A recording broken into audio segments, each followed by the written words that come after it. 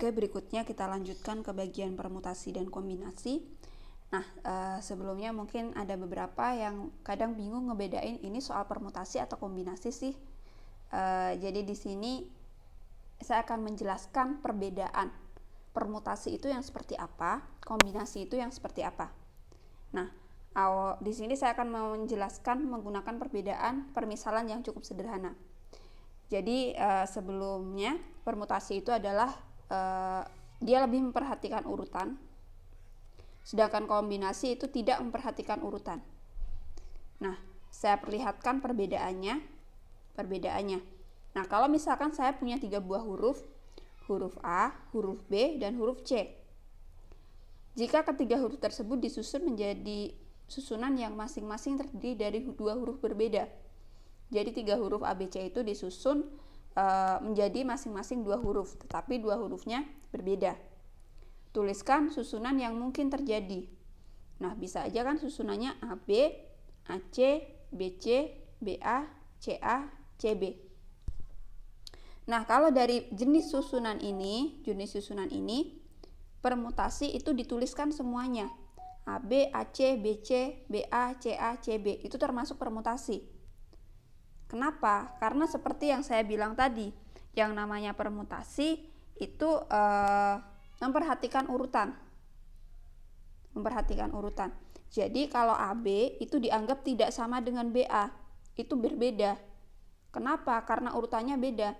Kalau yang pertama itu A dulu baru B, yang kedua itu B baru A. Makanya dia ditulis 2 kali. Nah, lalu kalau kombinasi AB itu sama dengan BA. Dia tidak memperhatikan urutan. Jadi di sini yang ditulis adalah AB, AC, dan BC. BA tidak ditulis ulang, tidak termasuk ditulis ulang. Kenapa? Karena dia sama aja dengan AB. Mau AB, mau BA itu sama aja. Kenapa? Karena unsurnya sama. Di situ sama-sama ada B sama A. Mau urutannya A dulu, B dulu, itu sama aja. Makanya di sini hanya ada 3. Sedangkan yang bagian permutasi itu ada 6. Gitu. Jadi kalau permutasi itu memperhatikan urutan, kalau kombinasi dia tidak memperhatikan urutan. Seperti itu. Nah, kita masuk ke bagian permutasi. Permutasi itu adalah suatu susunan yang dibentuk dari keseluruhan atau sebagian dari sekumpulan suatu benda.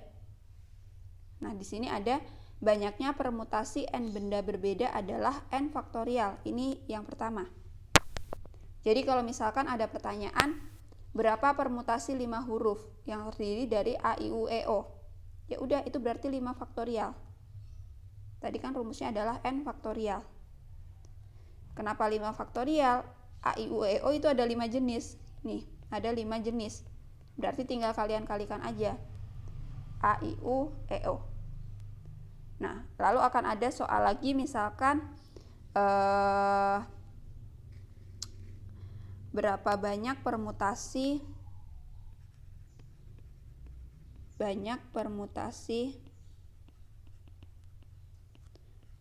angka 1, 2, 4, 7, 8, 9. Soalnya hanya seperti aja. Berapa banyak permutasi 6 angka 1 yang 6 angka yang terdiri dari angka 1, 2, 4, 7, 8, 9. Berapa jawabannya? 6 faktorial. Yaitu 6 kali 5 kali 4 kali 3 kali 2 kali 1. Tinggal dihitung aja berapa jawabannya. Gitu. Lalu permutasi jenis yang kedua adalah banyak permutasi R benda dari N benda berbeda.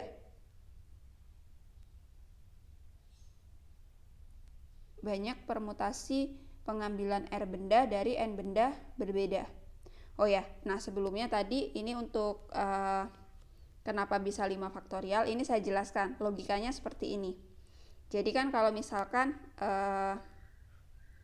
kita disuruh nyusun 5 huruf, berarti kan ada 5 kotak nih logikanya. Nah, di sini N benda berbeda, artinya dia disusun harus berbeda, tidak boleh sama. Berarti kan di sini di kotak yang terakhir itu ada 5 kemungkinan. Di sini 4, di sini 3, di sini 2, di sini 1. Nah, ini kan sama aja dengan 5 kali 4 kali 3 kali 2 kali 1. Ini sama aja dengan 5 faktorial. Logikanya seperti itu. Nah, berikutnya, kalau untuk yang banyak permutasi pengambilan R benda dari N benda berbeda, itu rumusnya seperti ini. Bisa ditulis lambangnya dengan P, N kecil, R kecil, atau P, N, R-nya pakai tanda kurung, atau ini N-nya di depan P dan R-nya di belakang. Ini rumusnya. N faktorial dibagi N min R faktorial. Contohnya, ada 10 orang dipilih jadi ketua, wakil ketua, dan sekretaris dalam suatu organisasi. Berapa banyak susunan yang dapat dibentuk? Ya udah, tinggal kalian pakai rumusnya aja. N-nya 10, R-nya 3. Nah, nanti akan ada pertanyaan, Bu, kenapa kita ngerjainnya pakai permutasi, nggak pakai kombinasi aja? Kenapa kita pakai permutasi, nggak pakai kombinasi aja? Kalian lihat, di sini akan dibentuk menjadi ketua, wakil ketua, dan sekretaris. Misalkan ada 10 orang. 10 orang itu ada A, B, C, D, E, F, G, H, I, J. Misalkan si A itu ketua, B itu wakil ketua, dan C itu adalah bendahara. Nah, ini akan berbeda ketika si A itu jadi wakil ketua, B-nya itu bendahara, dan C-nya itu adalah ketua. Walaupun secara komposisi sama, ya udah 3 orang itu yang kepilih, tetapi kan susunannya berbeda. Si A ketua itu akan berbeda ketika si A jadi wakil ketua. Si B wakil ketua itu akan berbeda ketika si B jadi bendahara. Nah, ini yang namanya memperhatikan urutan. Makanya dia masuknya ke permutasi. Gitu. Nah, balik lagi tadi kan ini N-nya 10, R-nya 3. Tinggal masukin ke rumus aja. N faktorial dibagi N min R faktorial. Jadinya seperti ini. Nah, di sini kita bisa nulis 10 faktorial itu seperti ini. 10 kali 9 kali 8 kali 7 faktorial. Ini kan jadinya seperti ini kan harusnya. 10 kali 9 kali 8 kali 7 kali 2 kali 6 kali 5 4 3 2 1. Nah, supaya lebih sederhana saya nulisnya 10 kali 9 kali 8. Yang ini adalah 7 faktorial. Supaya sama dengan yang bawah. Nanti tinggal dicoret. Gitu. Jadi tinggal 10 kali 9 kali 8. Hasilnya adalah 720.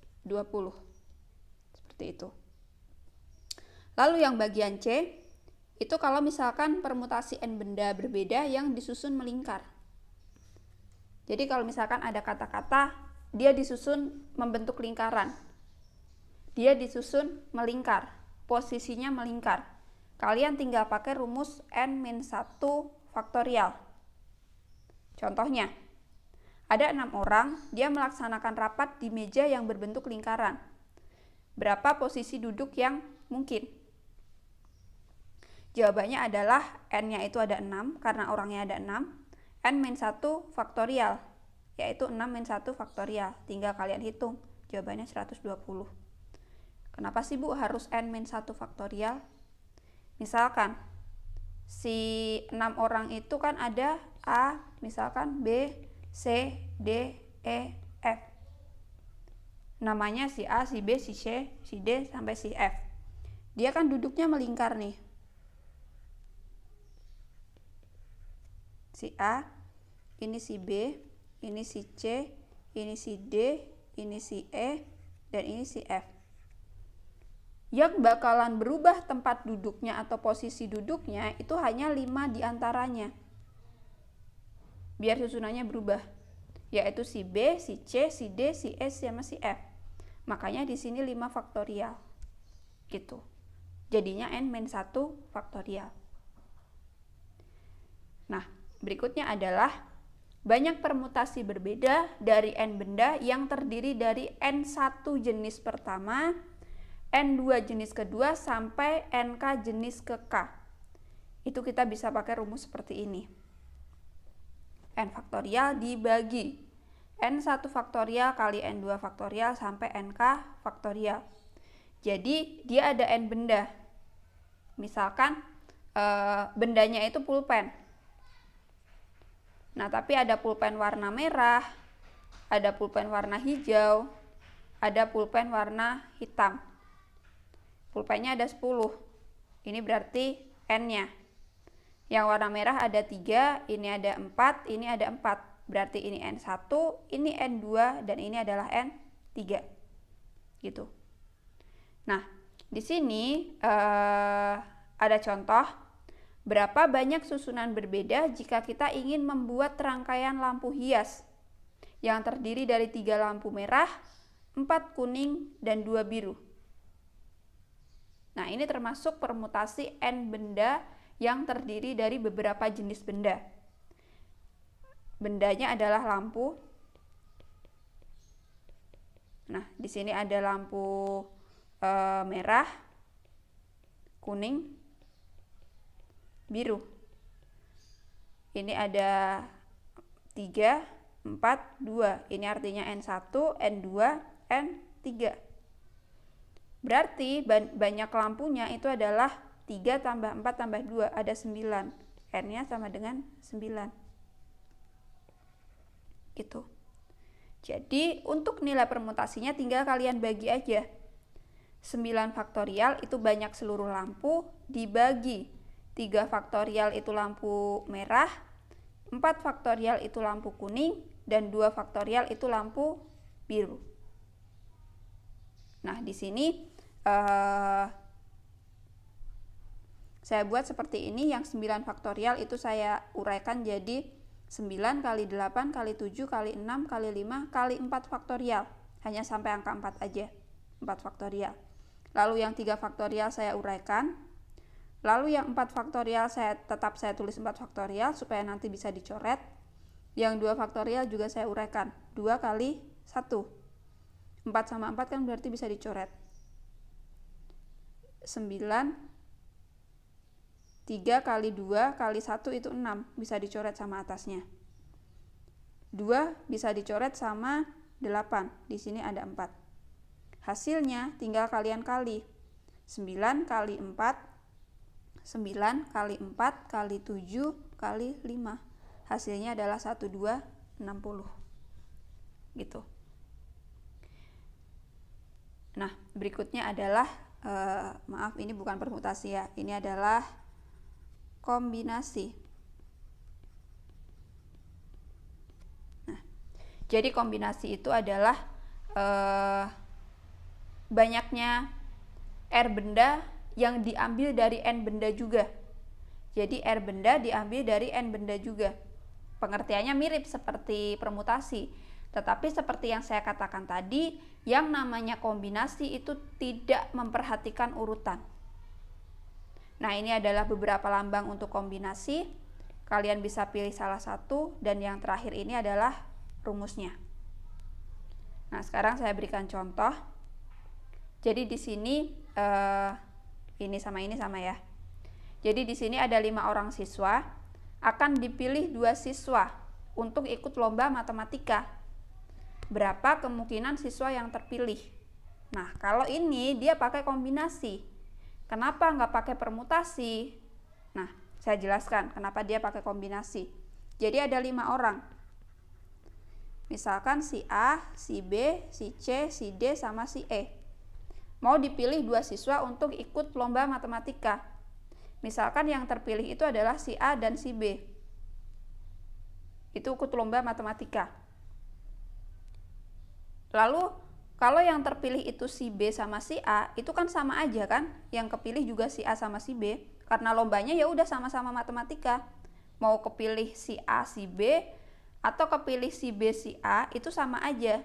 Jadi makanya dia dianggap sebagai kombinasi karena tidak memperhatikan urutan. Karena baik A B yang kepilih itu akan sama aja ketika si BA yang terpilih. Karena dua-duanya sama-sama lomba matematika, tidak ada syarat tertentu. Sama-sama lomba matematika. Misalkan misalkan si Ilham kepilih lomba matematika sama si Dava lomba matematika. Lalu kepilih Dava lomba matematika, Ilham matematika. Ya kan sama aja kan? Jadi nggak ada perbedaan. Pokoknya yang kepilih 2 orang itu. Jadi tidak perlu disebutkan 2 kali. Nggak perlu A dulu baru B atau B dulu baru A. Mau disebutkan AB ataupun BA itu sama aja. Makanya dia disebut sebagai kombinasi. Dan dia dikerjakan menggunakan rumus kombinasi. Kalian tinggal masukin ke rumusnya. Ini jadinya 5 faktorial. Saya tulis sebagai 5 kali 4 kali 3 kali 3 faktorial.